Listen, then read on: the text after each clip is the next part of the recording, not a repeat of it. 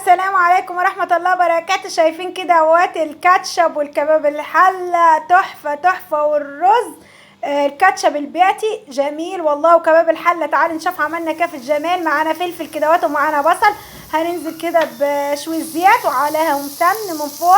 اللهم صل وسلم على سيدنا محمد. هننزل بسمن وزيت مع بعضهم علشان يدوا طعم ونكهة جميلة. واللي قادر يخرط بصل يقطع بصل يقطع على قد ما يمكنه.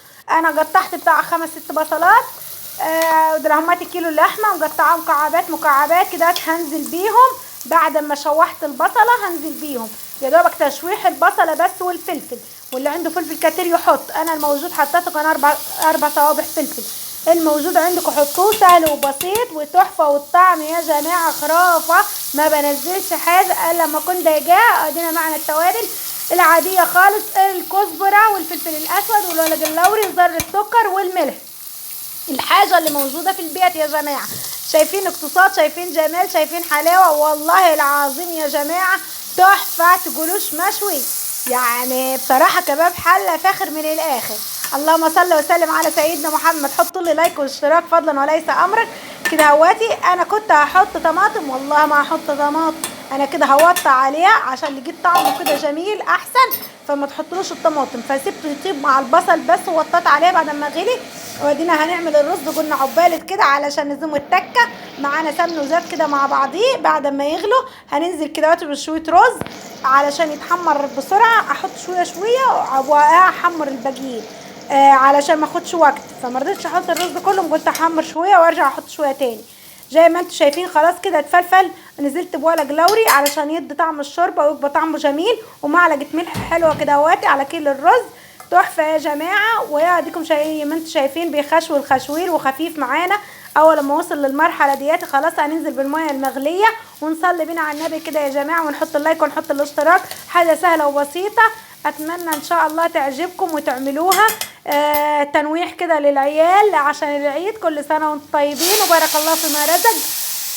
وادينا نزلنا بالميه السخنه، خلاص طلعنا بعقل الصبح كالعاده والميه سخنه، فخلاص احنا هنوطي عليها عشان هو كده كده الميه سخنه. شايفين الجمال بتاع الكباب الحله يا جماعه.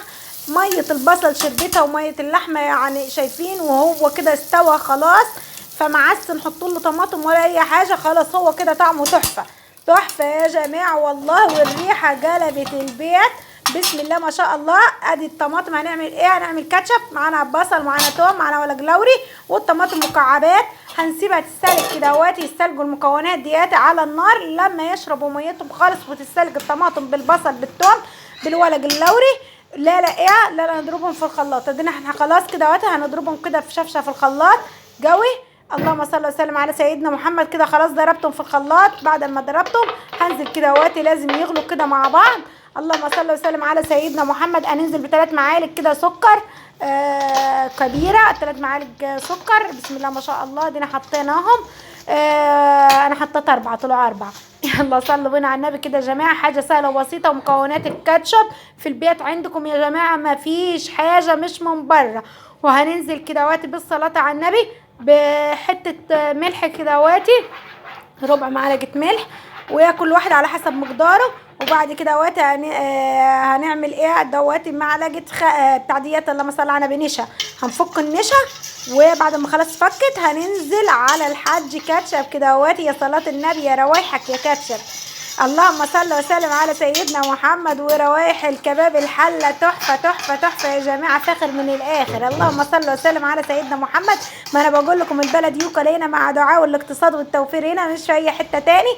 ونصلي بينا على النبي ونحط اللايك ونحط الاشتراك. وهننزل كده اهواتي بيها بمعلقتين خل. اللهم صل وسلم على سيدنا محمد. وهنسيبهم يطيبوا كده مع بعضهم. بعد ما طاب شايفين شكل الجمال والحلاوه، الرز والكباب الحله والكاتشب البيتي التحفه. ما تحرمونيش من اللايك والاشتراك. السلام عليكم ورحمه الله وبركاته. باي.